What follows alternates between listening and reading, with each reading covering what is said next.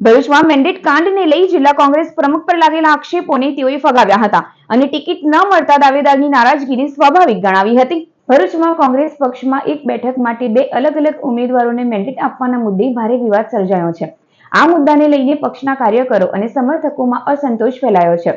વિરોધ સ્વરૂપે જિલ્લા કોંગ્રેસ પ્રમુખ રાજેન્દ્રસિંહ રાણા સહિત પ્રદેશ કોંગ્રેસના આગેવાનોના પોસ્ટર સળગાવી વિરોધ પ્રદર્શન કરવામાં આવ્યું હતું।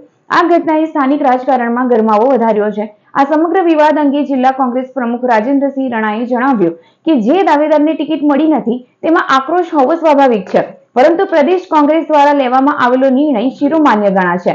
તેમણે વધુમાં ઉમેર્યું કે શહેર કોંગ્રેસનું માળખું તેમની સીધી જવાબદારીમાં આવતું નથી, છતાં મોવડી તરીકે તેમના પર આક્ષેપો કરવામાં આવ્યા છે।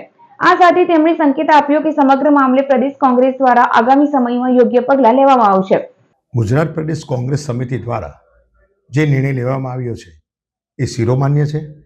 પ્રથમ તો બંધારણ ભારતીય રાષ્ટ્રીય કોંગ્રેસના બંધારણ મુજબ ભરૂચ શહેર કોંગ્રેસ સમિતિ મારી અંદર નથી આવતી। હું ગ્રામ્ય જિલ્લાનો પ્રમુખ છું। ભરૂચ શહેર કોંગ્રેસ સમિતિનું બંધારણ પ્રમાણે કોંગ્રેસના એ પેરાલલ નિમણૂક થાય છે મારી, અને શહેર સમિતિનું આખું બંધારણ અલગ છે।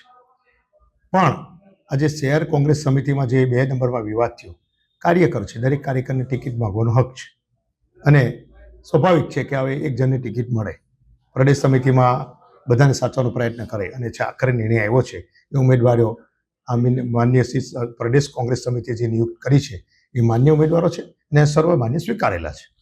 રાજેન્દ્રભાઈ, તમારો ઉપર આક્ષેપ છે કે આનંદ તમારો આખો રોલ હતો, પૈસાની લીધી દીધી સુધીની તમારી પર આક્ષેપો લાગ્યા છે કે આ ટિકિટમાં પૈસાની લીધી દીધી। આમાં એવું છે કે સીધો આક્ષેપ ગુજરાત પ્રદેશ કોંગ્રેસ સમિતિ પર છે।